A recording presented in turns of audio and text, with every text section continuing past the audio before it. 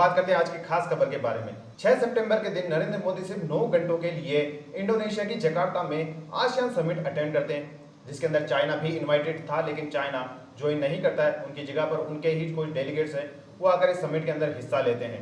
वहीं आगे बात करेंगे तो इंडिया आसियान समिट का हिस्सा नहीं है। आसियान कंट्रीज के अंदर टोटल मिला के 10 देश आते हैं। इन 10 देशों का नाम तो आपको बताएंगे, लेकिन सबसे पहले ये बात करते हैं कि इन सब की शुरुआत हुई कैसे और ये आज के समय में कितना ज्यादा प्रभावशाली है या फिर कितना प्रभाव रखता है। साल था 1945, वर्ल्ड वॉर 2 जस्ट खत्म ही हुई थी। जापान के ऊपर दो परमाणु बम गिरा दिए जा चुके थे।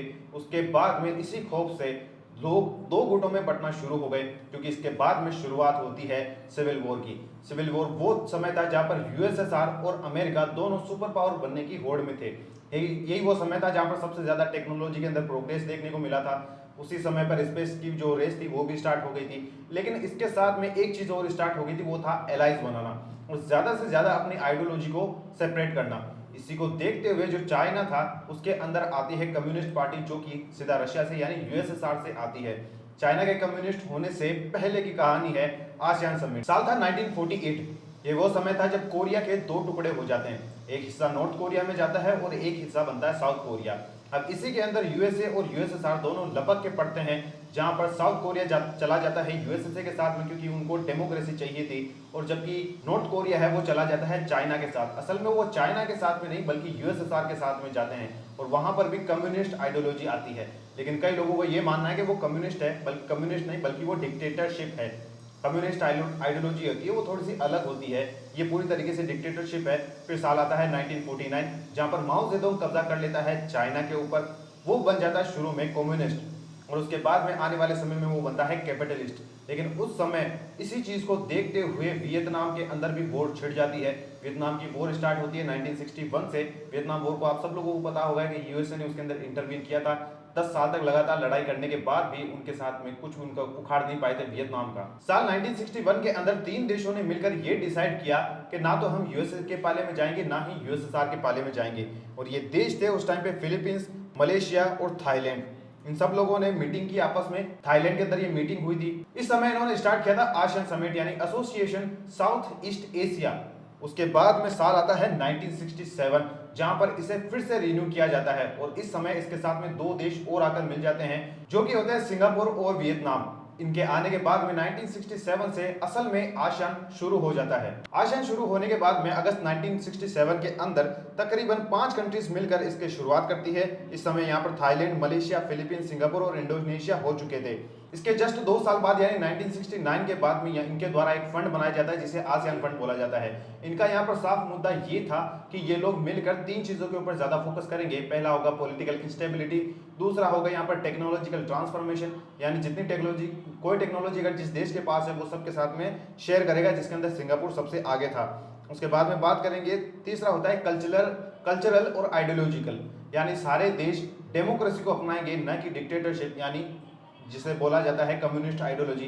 यहाँ पर कम्युनिस्ट आइडियोलॉजी तो नहीं आती है, लेकिन कंबोडिया जो कि उस समय पोल पोट के हिस्से में आया करता था, 1974 के बाद में ही जाकर इनसे मिलता है। वहीं आगे बात करेंगे, इसकी सक्सेस तो इतनी खास नहीं हुई थी, लेकिन इसका असर दिखना शुरू हो चुका था। उसके बाद में साल आता है 1971, बाकी के और भी देश इसके साथ मिलना शुरू हो जाते हैं, और इन्होंने यहाँ पर यह भी डिसाइड किया था कि वो कैसे भी करके जो फॉरेन हैंड होते हैं, जो विदेशी ताकतें होते हैं, उनको अपने देशों के ऊपर हासिल नहीं होने देंगे। उसके बाद साल आता है 1979, जहां पर इंडोनेशिया के अंदर पहली जकार्ता मीटिंग, जकार्ता जो कि इंडोनेशिया की राजधानी है, वहां पर ये पहली ऑफिशियल मीटिंग होती है, जहां पर इनके जो डेलीगेट्स हैं इन देशों के, वो आकर मिलते हैं। और इस समय तक इनके जो 6 मेंबर हो चुके थे टोटल। इससे बुरीना एक देश है जिसने जाकर इनको पहले ज्वाइन किया था। फिर साल आता है 1984, उस समय पर ये टोटल मिलाकर 10 देश हो चुके थे, और तब बनता है आसियान का बड़ा समिट।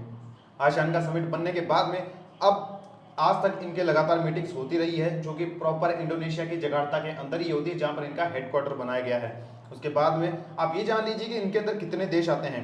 पहला है ब्रूनी, तीसरा Burma, Cambodia, Indonesia, Laos, Malaysia, Philippines, Singapore, Thailand and Vietnam. इन 10 देशों ने मिलाकर आसियान की समिट तो कर ली, लेकिन इनके बीच में भी कई सारे कॉन्फ्लिक्ट्स हैं जो कि लगातार चलते रहते हैं। जैसे कि आप सब लोगों को पता होगा कि वियतनाम एक कम्युनिस्ट पार्टी के द्वारा चलाया जाता है। हर साल यहाँ पर चुनाव तो होते हैं, लेकिन एक कम्युनिस्ट आइडियोलॉजी के साथ साथ में एक डेमोक्रेटिक आइडियोलॉजी के साथ में मिलकर काम करते हैं। वहीं बात करेंगे थाईलैंड की, तो यहाँ पर भी डिक्टेटरशिप है, यानी मिलिट्री का रूल है। बर्मा के अंदर भी मिलिट्री का रूल है। कई ऐसे देश हैं जिनके साथ में काम चलता रहता है। मलेशिया जहाँ पर लगातार करप्शन के कई सारे इल्जाम लगे रहते हैं, इसी को लेकर लगातार इनकी लड़ाइयाँ भी होती रहती है। कई बार इनकी जो लड़ाई है वो कई सारे आइलैंड्स को लेकर हो जाती है। और इसके साथ में बात करेंगे तो इनकी लड़ाई में एक और बड़ा रीजन है माइग्रेशन का। दरअसल इनके असाइलम होने के, इन सब देशों के कनेक्शन होने के बाद में लगातार इस देश से दूसरे देश तक कई सारे लोग फ्री में या फिर ऐसे यहाँ पर आना जाना शुरू कर देते हैं, जिससे डेमोग्राफी चेंज होने के काफ़ी ज़्यादा हाई चांसेस होते हैं। कोयले को लेकर भी यहाँ पर काफ़ी ज़्यादा लड़ाई चलती रहती है, लेकिन ओवरऑल इनको सिर्फ ग्रोथ देखने को ही मिली है। ऐसे छोटे मोटे कॉन्फ्लिक्ट तो इनके बीच में हमेशा से ही चलते रहे और आगे जाकर भी चलते ही रहेंगे, क्योंकि कॉमन इंटरेस्ट जहाँ पर आ जाता है वहाँ पर इंसान बस अपना ही फायदा देखता है, कम्युनिटी का फायदा नहीं देखता। आज के इस वीडियो में इतना ही। मैं मिलूंगा कल फिर आपसे एक और वीडियो के साथ में। तब तक देखते रहिए टीवी भारत 24। जय हिंद, जय भारत।